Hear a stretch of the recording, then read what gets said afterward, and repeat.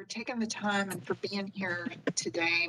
July is a tough month for meetings, so I know people are scattered, but we appreciate having you here. So our agenda item, we had some action items on that. Sorry, I need to slide over just a little bit more so I can see if one more person pops in. My screen doesn't want to go smaller. Okay. We had some action items at the top of the agenda that Matthew had sent out, and we're going to hold those until we have another person join us. And then we had informational items at the bottom. And so for now, we're going to go ahead and move into those instead, since those don't require a vote. And basically, that was continuation of our conversation around the bicycle master plan that we had started in June.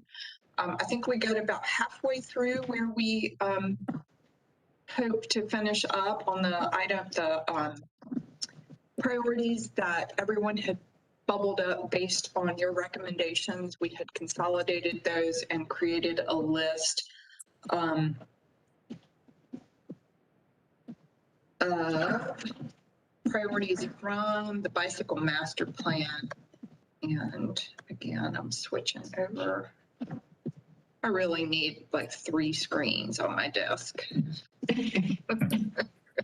to be able to see everything I want to see at one time. I think Matthew is going to go ahead and go through some of those. And, you know, before we go into that, and then I'll follow up at the end, and hopefully we can get through all of those today. One of the things to keep in mind as we look at these, you know, we're running through each of the items that we had all suggested in kind of the ranking order based on the number of people who had recommended each of those segments from the bicycle plan. At some point, once we wrap this conversation up, we need to then finalize our recommendations. So as we're listening and thinking about these, we're going to need to come up with what that criteria is. You know, is it filling a transportation gap? Is it equity? Is it, you know, I don't know, but just keep that in mind. The same way that with the pedestrian plan, the consulting team had metrics in place that they were using to make that final prioritization list. We need to do the same thing. So what will those metrics be? What is that process going to look like? And how will that guide our recommendations at the end of the conversation? And we'll come back to that at the end, but I want to make sure we get through the discussion first. Sharon, based on what you just said, would that in any way change the tiering or the ranking that has already been done? I mean, I don't know how you tiered it or ranked it. So but right now they are ranked solely based on a number count. So for those who, so each member submitted their recommendations for segments, and then I just did a straight up tally and ranked them based on number of votes. And let me pull up my.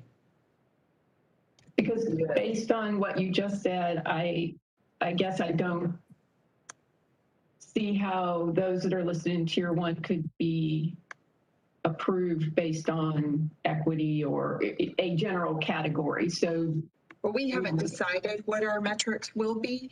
Okay. So we do that at the end, but I think that's exactly the conversation we hope to have around those. Okay. And you're right. Some of these serve very different purposes or have very different impacts on the populations that utilize them or who are in proximity to sections. And that might be part of our conversation, that on the surface, these all looked great, but when you dig into what we feel like our metrics should be, maybe they're not. Matthew, I don't want to confuse the conversation by backing up, but if you want to just remind folks where we had gotten to from our minutes, and then which ones we'll cover today. I think you were going to do the same thing where you were going to. Sure. Yeah. Yeah, we can do that.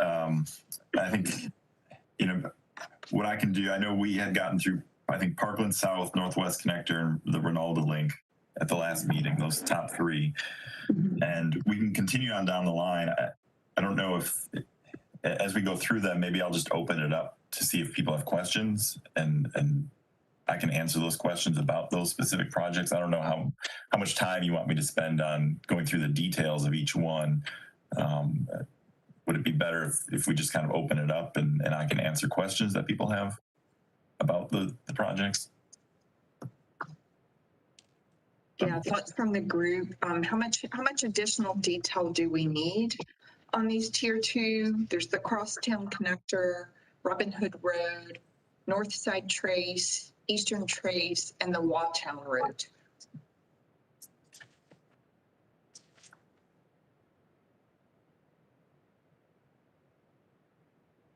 Is there any work being done on any of those? I'm sorry, Is there any work being done on any of those currently?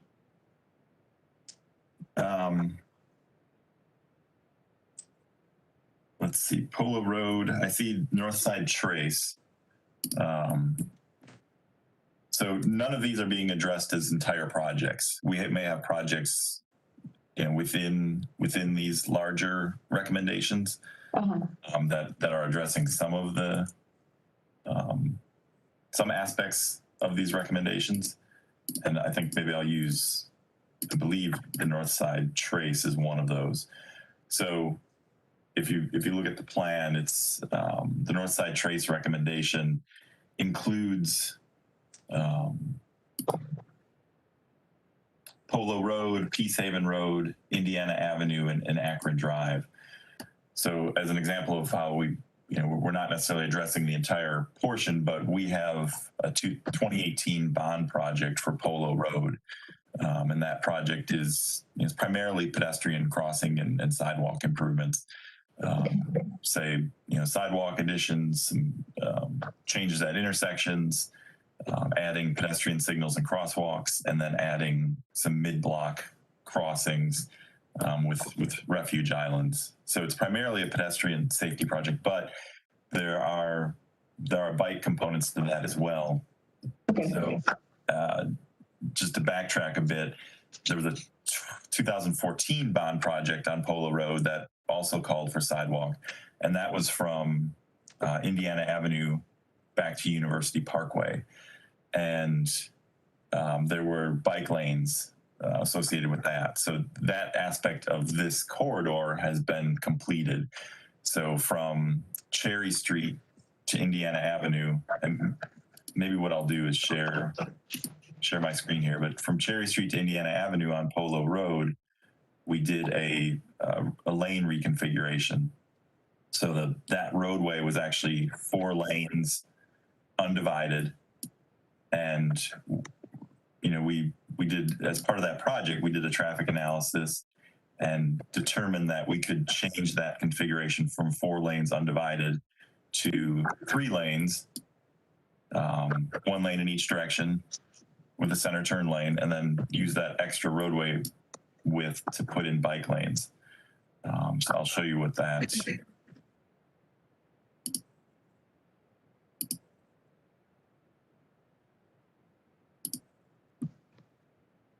Can everybody see that?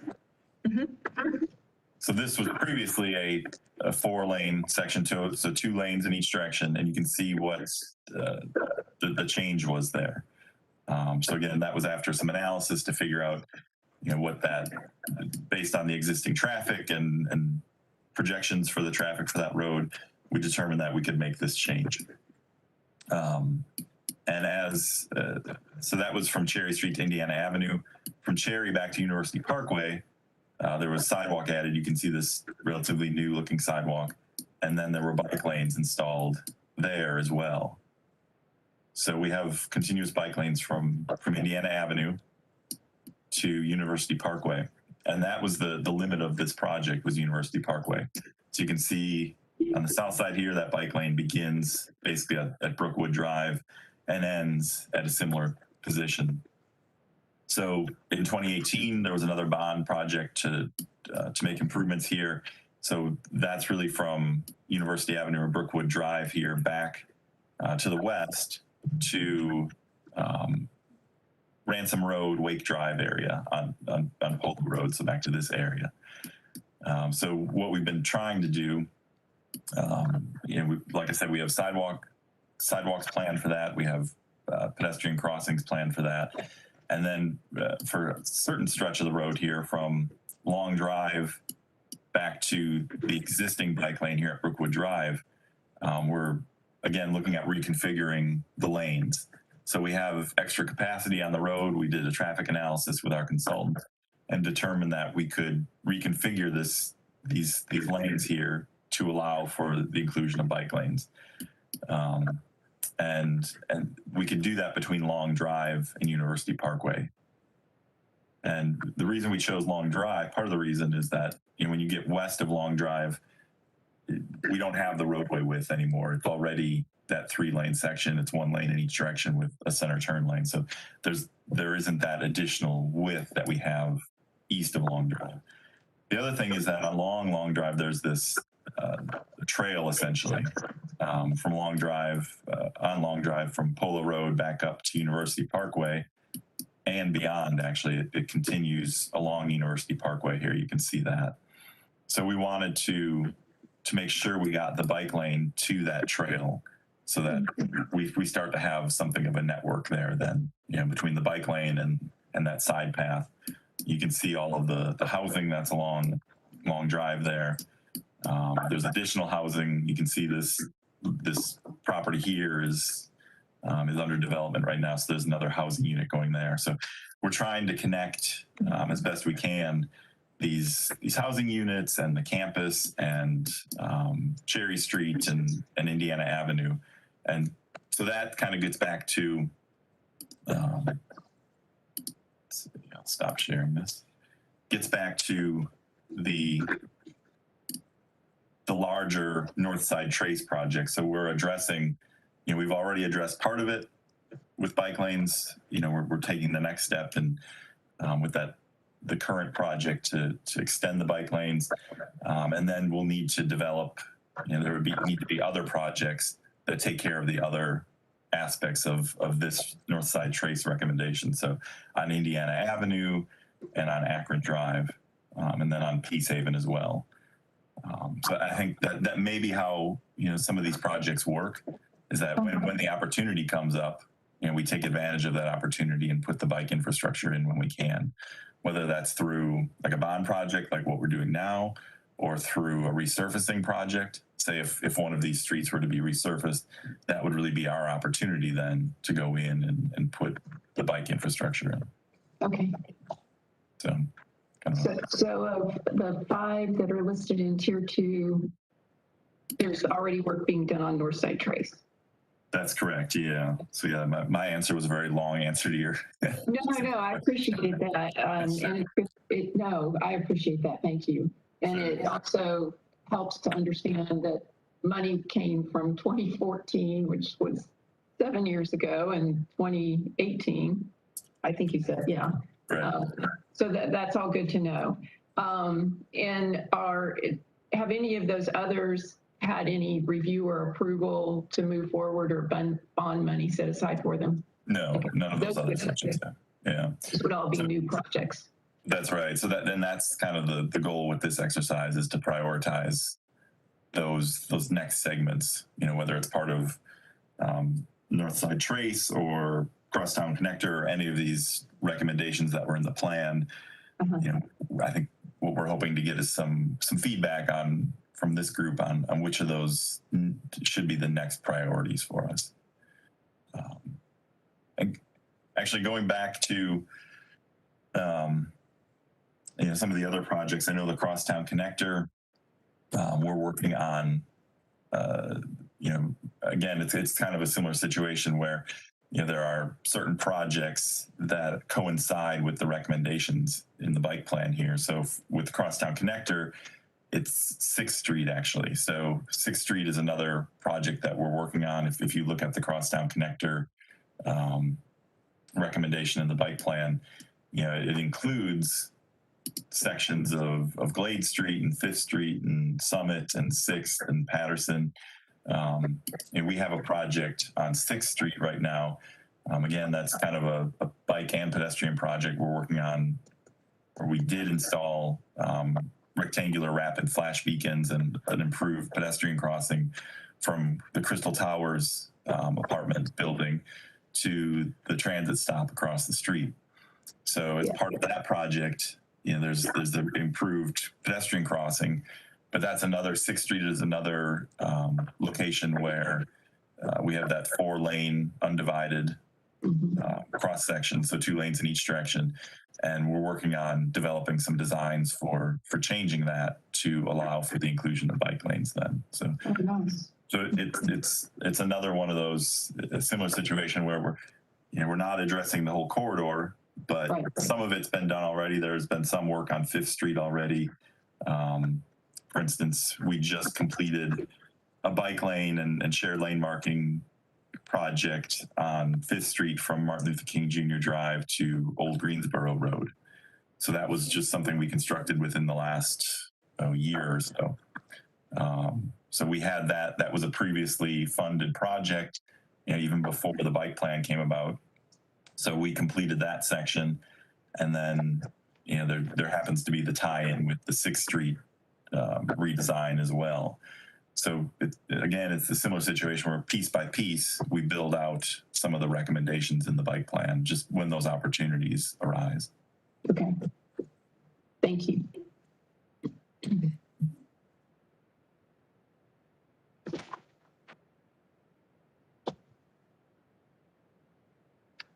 For those who are on the call this morning, since there's just 4 of us, how do you want to spend your time today? Do you want to continue digging through the Robin Hood Road, Eastern Trace, and Waughtown routes to look at those more in depth? Or do you want to start a conversation around what our metrics should be and how to apply those in making recommendations and judgments on these? I'll open that up to you all for discussion. We don't have a quorum, so we can't move forward with any official votes or recommendations. So we have an opportunity to just have a conversation. If we want, what are your thoughts? How do you want to use this time? I think discussing maybe some what those of us here think we should be using in that consideration or metric might be a good use of that time. I suspect once we do have quorum, we'll want to run through any highlights for those projects so everyone else can be aware of them and consider in whatever metric we land on. I don't know, so that kind of makes sense to me, but I would agree. I like that idea, AJ. Would that also then create this to be reordered or re-ranked if we come up with metrics to measure these different? It could. I think one of the things that has been brought up in the last conversation is having some kind of grid that shows each of these 8 to 12 segments that we've all provided some input around. We've all initially said that we think these are important. Looking at those on a grid, showing where there is active projects in the work, like Matthew has been sharing, so that we can kind of see those in a line, and then looking at those from this metrics, this value system, for lack of a better term, it could change those. Mm-hmm. Okay. Which I think is fine. I mean, just, So I have a question, I think, kind of related just to this idea of the metric. And Matthew, I may have asked the same thing a while back, and I apologize if so, but kind of thinking about it in a different way now. So there was a lot of, there were a lot of considerations made to come up with this master plan and land on what I think are the 17 priority projects that it outlines. You know, that included latent demand model, considerations about social equity, surveys of residents and stuff. So it does seem like there's already some stuff behind arriving at these 17. And I suspect they may already kind of have scores. I know they're listed in the plan just geographically, like north to south. But do you know, are there other data behind this that kind of scores these 17 that we could use as a starting point rather than kind of completely reinventing it, but maybe then just consider, well, since this was done in, I think 2018, 2019 is when it was adopted, we know this has changed. And so we would recommend bumping this one up a little bit or this one down because we know, you know, these circumstances have changed, but at least have that as a starting point. Is anything like that available? Sure. So the consultant had done, you know, GIS analysis with all of these, and I'm looking at those chapters now. So if you look at, you know, chapter 3, you know, a lot of the equity considerations and crash analysis and demand analysis, that's all in there. So yeah, we certainly could. That's kind of the model that the pedestrian plan follows as well, right? So there are, you know, it's that analysis and you know, helping determine which are the priority corridors. I think the difference with the bike plan is that there are multiple options for each corridor. So, you know, like we looked at the Rinaldo Road link, we can either address Rinaldo Road, or we can potentially look at the bike boulevard option that parallels Rinaldo Road. And, you know, it's really accomplishing the same goal. It's getting people from one area to another area, but it's doing it in a slightly different way. And I think that's part of the consideration for this group, as well as, you know, that's where we could use your input. I think, you know, the analysis has been done, right? And that's how we arrived at the 17 projects. Now, further refining that, you know, that's where we really need the help is, you know, obviously which of those 17 and using the Rinaldo Road example again, which of those 2 options for that corridor would be best? Is it, you know, do we want to pursue a bike boulevard and begin that system, or do we want to pursue something on Rinaldo Road? And what does, you know, it's that kind of input that I think would really help us with the next step of starting to request funding for some of these projects. So is it, and the answer may be that it's both of these, but is it about trying to pare down this list of 17 to say, you know, here are the 5 we really think the city should focus on? Or is it about looking within them and saying, you know, here are some options, we recommend going with this one?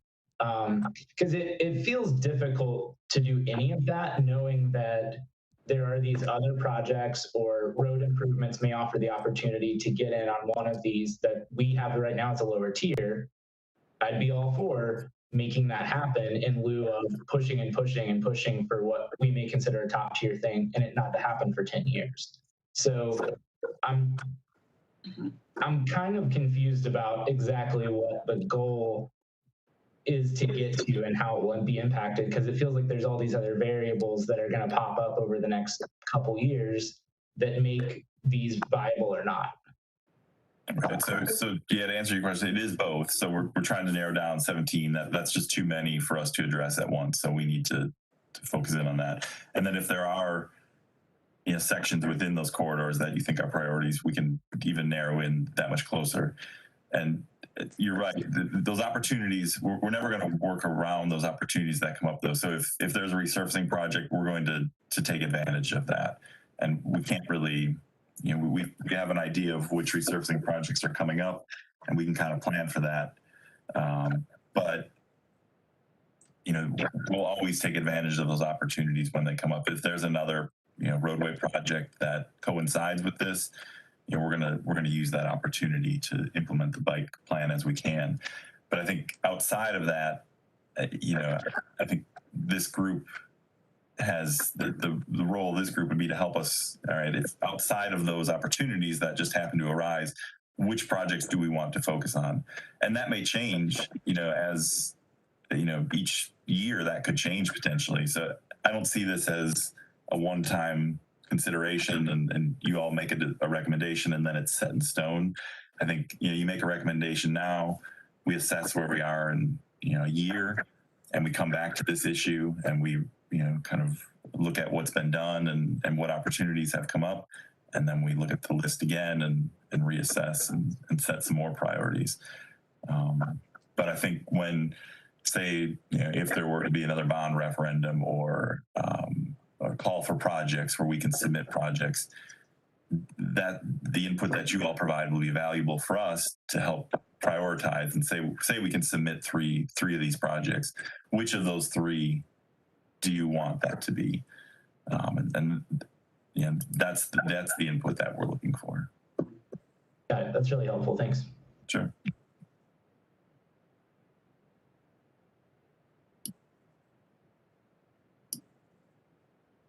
Any other comments or questions on? I guess along those same lines, I saw that the Long Branch extension has been submitted for a grant. How does that fit in with maybe our thoughts on ranking or prioritization or? Sure. So yeah, that's correct. So we had gotten authorization to apply for a federal transportation grant for the Long Branch Trail. So we submitted that application last week, and I know that was one of the priority projects in this plan. So like I said, those opportunities when they come up, we'll take advantage of them, and then we just have to adjust our recommendations based on that. So considering that we applied for that grant, we'll know in November if we receive any funding for that, and if it is funded, then we know we can kind of take that one out of consideration as far as the bike plan goes and your recommendations, because it's already been addressed. So that's why I think revisiting this list every 6 months or every year is valuable, because things are going to change. In November, we may know that it's funded, or we may be back to where we are now, where it's not funded, and that'll affect potentially, the recommendations of this group then. Okay. Thank you. Mm-hmm.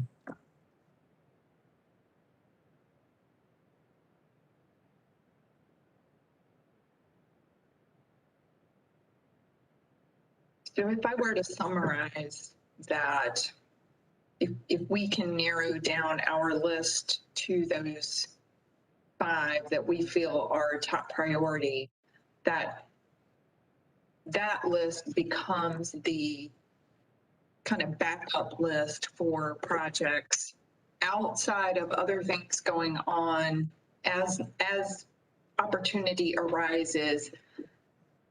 Those become kind of Matthew's hot list for making recommendations to the Transportation Committee and others outside of resurfacing or other projects or grants or other things that arise. I like the way you stated that.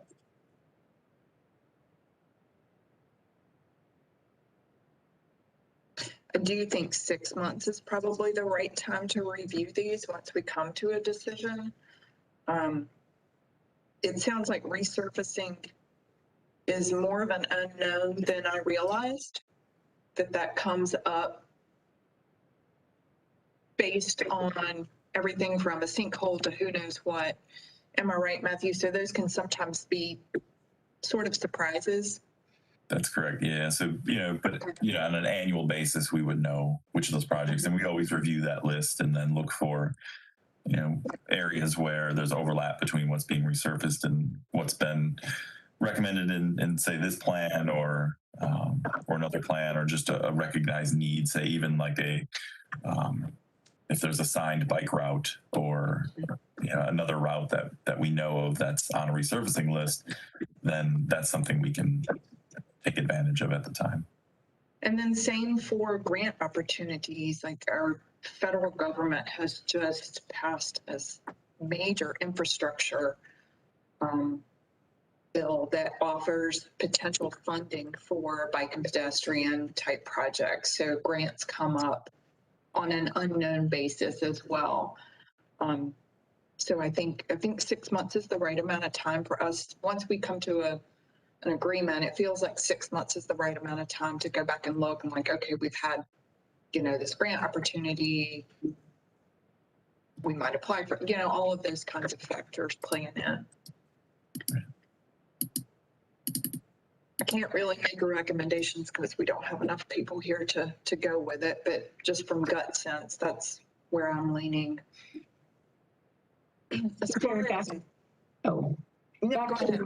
Back to looking at maybe prioritizing or ranking or coming up with the metrics. Do we want to discuss that? That was exactly where I was going. And I'm happy to put together an Excel spreadsheet. I can do that because when I went back and reviewed, because I'm a new member to the committee, I was trying to understand how these different routes were placed in this priority order. So for each one of them, I wrote down some metrics that I thought might help each one of these in my mind on how they were ranked. And I didn't find that. So that's why I was curious how the tiering had taken place. And I can go back and look at those same metrics that I wrote down, or we can talk about which metrics everyone would like to see. But I can build it and put check marks or numbers or whatever, and we could vet it at the next meeting if you'd like. I'd even get it out ahead of time so everybody can review it. Yeah. Hey, Greg, how are you? All right. Good morning, everyone. All right. If that's the direction everyone would like to go. Yeah, I think that's a good thing. I think, I found the conversations with the pedestrian plan in that arena really, really fascinating. Being part of those public meetings that Alta had in where they discussed the metrics that they were using and the overlay, the crash overlay and the surveys and all of these things. And when I look at the bike plan, and even though that was not that long ago, culturally, there has been a huge shift in the past 2 to 3 years in awareness. One, because of the pandemic and the number of people being out and about, but also because a lot of public advocacy around safety. So the bike law and some of these other groups that have really gotten involved in public awareness around crashes, I think it really shifted things for everyone. And then also our community continues to grow at this very rapid rate. So there are just more and more people, more and more drivers, more and more people moving here from other places who have a really different point of reference, whether that is from Europe or whether it is from, cities where there is much more familiarity with bikes for commuting or recreation, that kind of thing. So and wrapping back to my point, when you look at the pedestrian plan, one of the things they were very cognizant of was the technology divide, the disparities between people who were previously online or attending public meetings, that kind of thing, tended to be people who had access to do that. People who had job flexibility, people who had transportation, people who didn't need to worry about where their kids were can go show up at a public meeting or can go drop in for, those kinds of things and can participate in online surveys. And so they really made extra efforts to try to engage people not typically engaged in the conversation.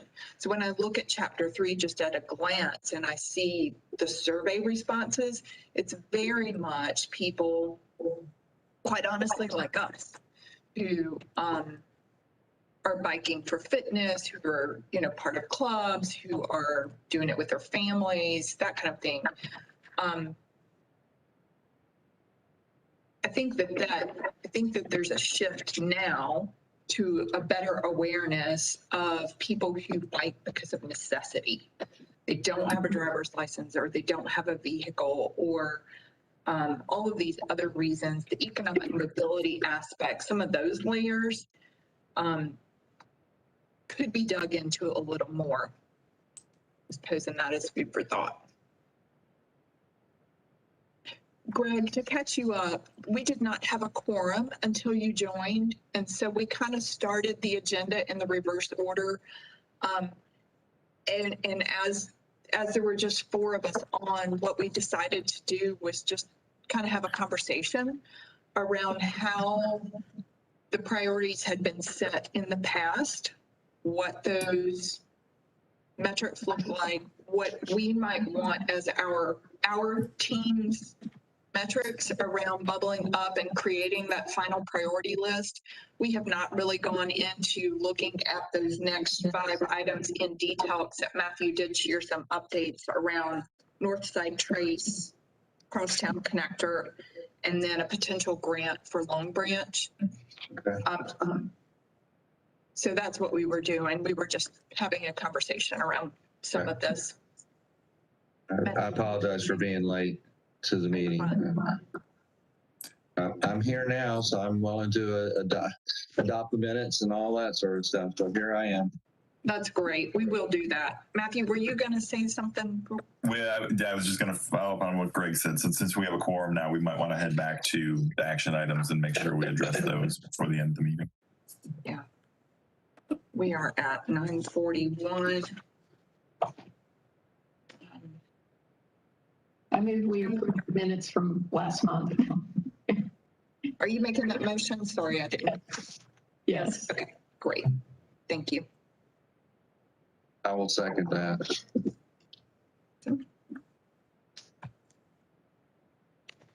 I'll go through the roster and get everybody's vote. Greg voted yes. Carol voted yes. Michael, how do you vote? Yes. Sharon? Yes. And AJ? Yes. All right.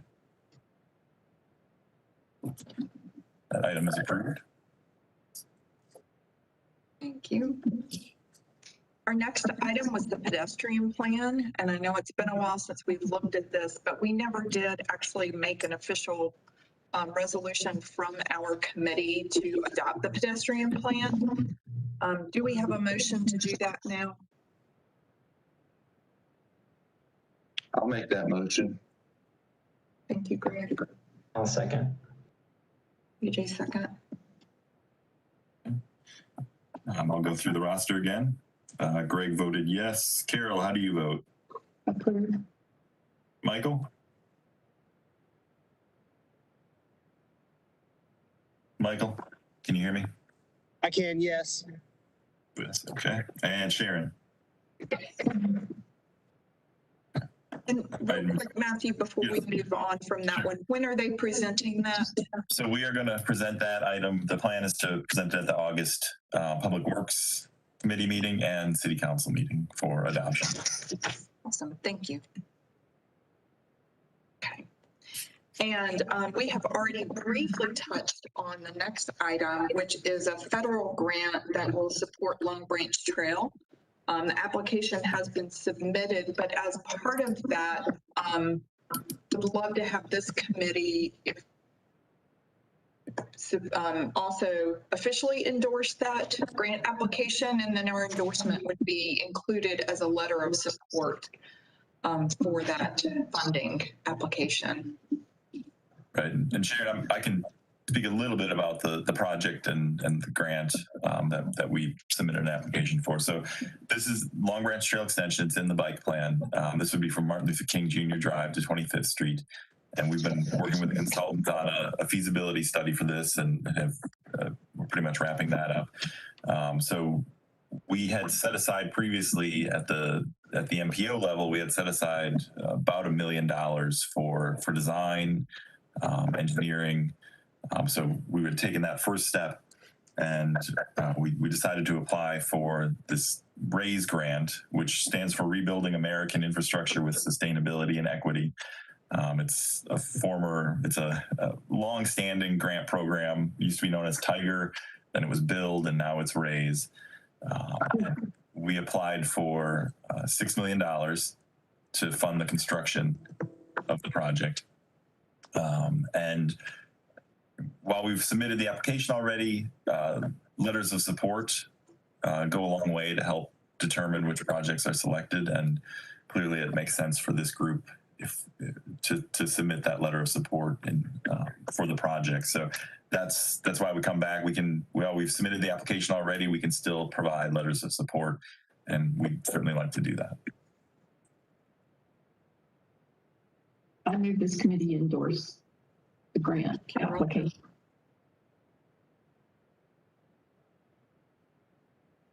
Yeah, I will second. Sorry, let me ask first. This is just whether or not we're going to move forward with sending that letter of support. Pretty much, yeah. It's yeah. Stating that we support the grant application. Sure. Yeah. I'll second that motion that Carol made then. Okay. And I will go through the roster for voting. Greg, how do you vote? Approve, I'm sorry. Okay. Michael? In favor of support. All right. And Sharon? Yes. That item passes unanimously as well. Great. Thank you all.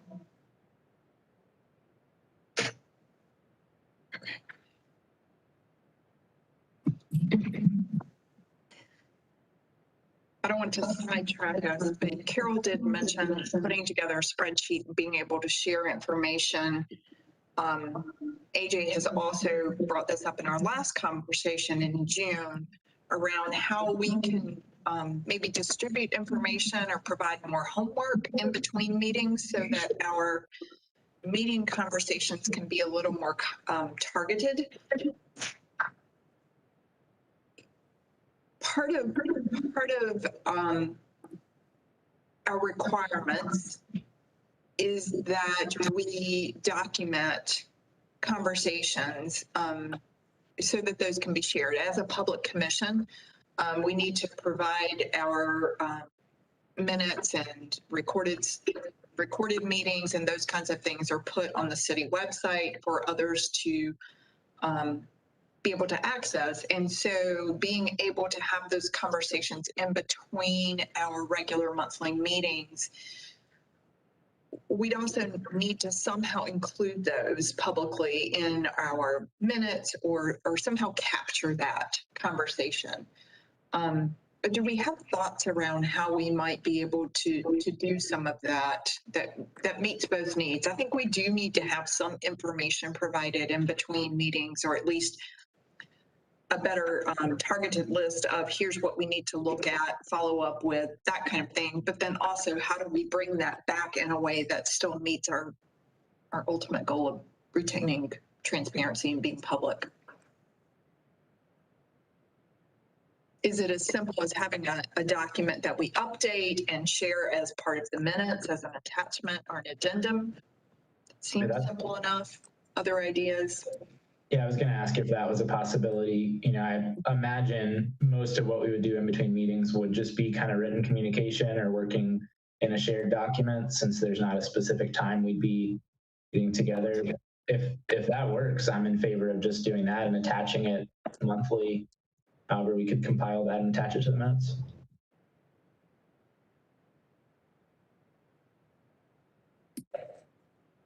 Matthew, any idea how other groups do this? Well, I mean, anytime you have communication between the group, you are in a public record area. So that communication needs to be public at that point. So that's why, you know, when we communicate, I'm sending emails with, you know, BCCs and because, you know, when you do communicate as a group, that is a meeting. So, but, you know, individual work that you're doing, you know, if all of you are reviewing things independently, and then coming together as a group at the meetings and discussing that, I think that's probably the way to do this. I wouldn't recommend having any kind of meeting, you know, outside of this of your regular meeting time. I think, we can provide information that you need outside of these meetings, and then review that, and then bring discussion at the meeting when we're actually in a public forum. But yeah, I think it's great for you all to be prepared to have a discussion at the meeting. So we'll send out, if it's additional information about the plans or whatever you need, we'll get you that, and then have the discussion in this meeting.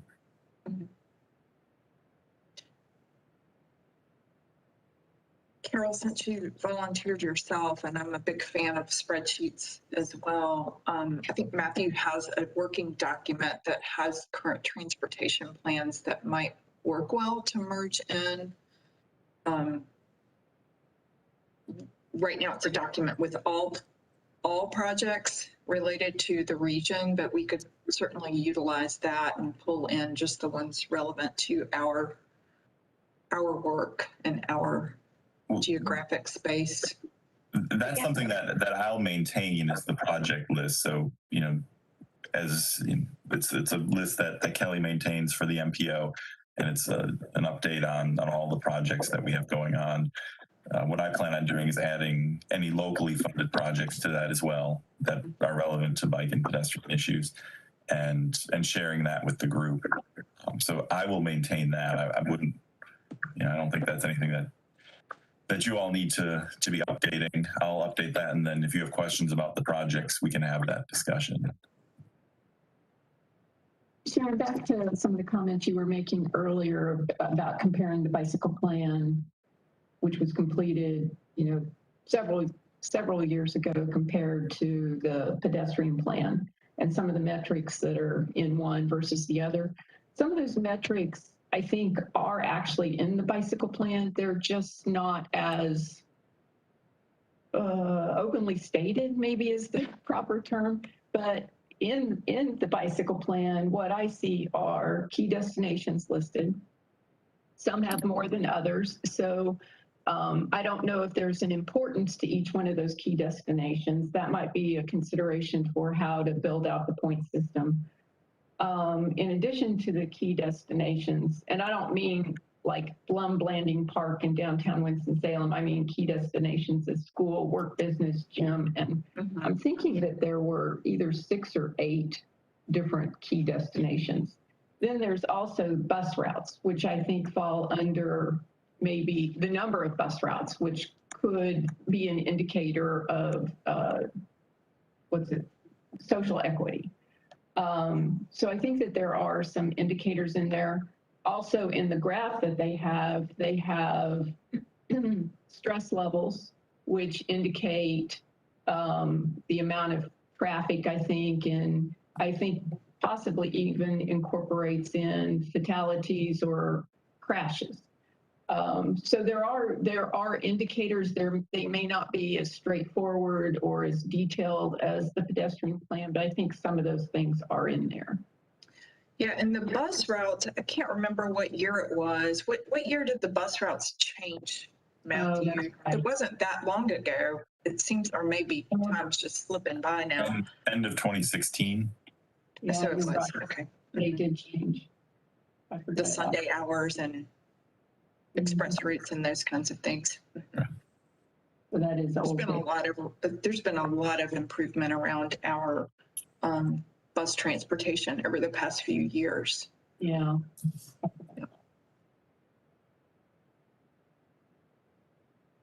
Anyway, do we want to talk about the metrics to pick up? What you want me to capture first round in the sheet? You're welcome to. We have just about 5 or 6 minutes remaining. AJ, I hear you're a metrics guy, so do you have thoughts? Yeah, I had actually, and I'm happy to send you kind of a draft spreadsheet that I'd started, just trying to put everything side by side. I don't have all of the information that you just mentioned, which I do think could be helpful, but Okay. I'm not finding it now. I know there are some comments on like proximity to vehicleless households or those with one vehicle that have multiple commuters. Is that, question for anyone, I guess, is that in the master plan somewhere, like for each of these priority projects, the level of those households and the proximity to them? I feel like I saw that previously, but I'm not finding it now. So that information, if you look at the first page of chapter 4, it's in the needs analysis. So as we developed the latent demand model, that was one of the factors that went into that model. Thank you. Sorry to make this just teach me how to read the master plan again. You had instructions?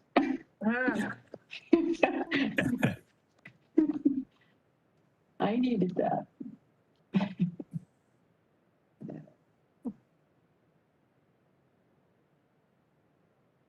Yeah, zero car, single car, job density.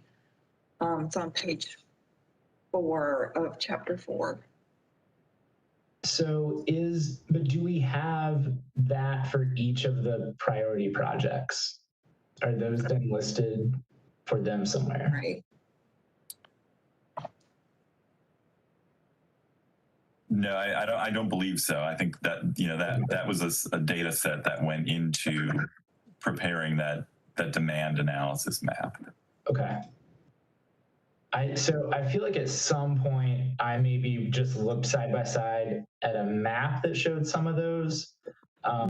So Carol, I don't know, there may be a way for us to go through and kind of code that again, like proximity to the vehicleless households or something. So that actually is in chapter 3 in the existing conditions. So if you look at figure 3.5, for instance, is the zero car households map. Yes. Thank you. Sure. So yeah, I'd be in favor of kind of going back to that and then tying that back into each of these priority projects. Because otherwise, I think we just have, for each segment, it says social equity, yes or no, which how you get to that is a little murky. Mm-hmm.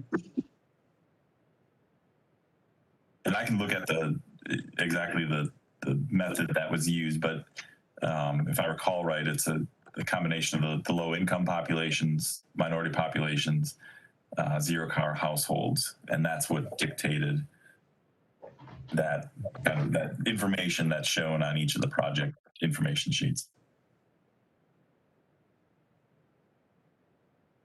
So it sounds like there's a suggestion that we look at social equity and economic mobility as one of our guiding priorities.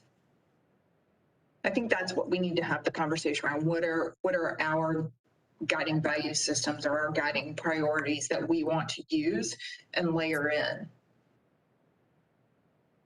I would state that that's definitely one for me that I want to be sure to prioritize. I think having a little bit more handle on that and potentially in a spreadsheet or just understanding that, I think there is inevitably some balance that we'll have to make between, there's some projects in here that would be huge recreational gains for the city. But I want to be sure personally that that's balanced against people who are commuting and using this just as, modes of transportation and making sure they can do that safely. So I'm definitely in favor of making that a high priority and making sure we can kind of analyze that for each of the 17. It is for me as well.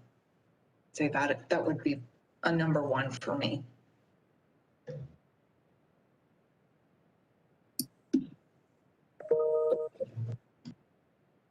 In the one or so minutes we have left, would it be appropriate to make this our first agenda item for the next meeting, that we want to finalize what our value metrics is in determining our recommendations? Sounds good. Yep, I'm good with that. And then if, based on Matthew's feedback about how to handle kind of in between meetings. If we decide on that, then maybe we have an opportunity to kind of individually take some homework to look at those things and bring them back to the next meeting. I guess that would be September at that point, but then we could bring that data back together and discuss it. Yeah, I agree.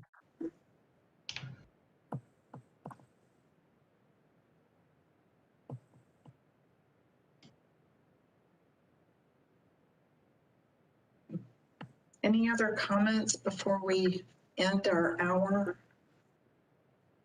Felt like a fast hour today. I guess they all did. Very fast. Matthew, do you know when you'll hear back if we've received the grant or not? So the USDOT had said that they will post that information in November.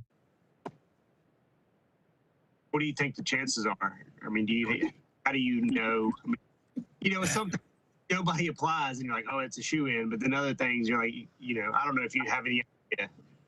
No, there's a lot of competition. Usually, since it's a federal grant, there's projects from all across the country. And I wouldn't know where to begin with assessing our odds. Is it a single good application? I think it's a great project. It was a good application. I think we showed that there was a good benefit cost ratio. So I think we made the case as best we could. So it's a good project. It's just depends on what else has been submitted. And is it a single award or were there multiples to be given? Multiple. So there's I believe the total funding amount is $1 billion across the country. And I think no one state can receive more than 100 million. I want to say that. But, so there were limits in that regard. Mm-hmm. And the minimum request was 5 million. So ours, you know, requesting 6, we were probably on the low end of the request. I know there are some projects that are, you know, tens of millions of dollars that were being requested. So ours is relatively small amount, and we showed a positive ratio for the benefit cost. So hopefully that'll play in our favor. Awesome. Thank you. Sorry, I meant to follow up on this as well. What are the next steps we agreed to send a letter of support. Is that a boilerplate thing or is that something? Yeah, so I think, you know, I would work with Sharon on that. I think we will have a letter from the chair, just indicating that the committee had voted to support it, and we'll put together some language. Maybe Sharon, you and I can work on that, and we'll send that off to USDOT. That's great. Matthew, another thing real quick.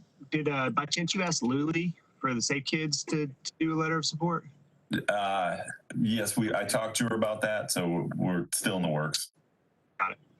And I don't know for safe routes. I know we did one for the NCC, but if there's something we could do separately for safe routes, let me know. Okay. Okay. Awesome. Anything else before we wrap up? AJ, were you going to say something? I was not. No. Okay. All right, everyone. Have a great rest of July, and we will chat again in August. Reach out if you need anything. Thank you. Thanks. Take care, everybody. Bye. Bye.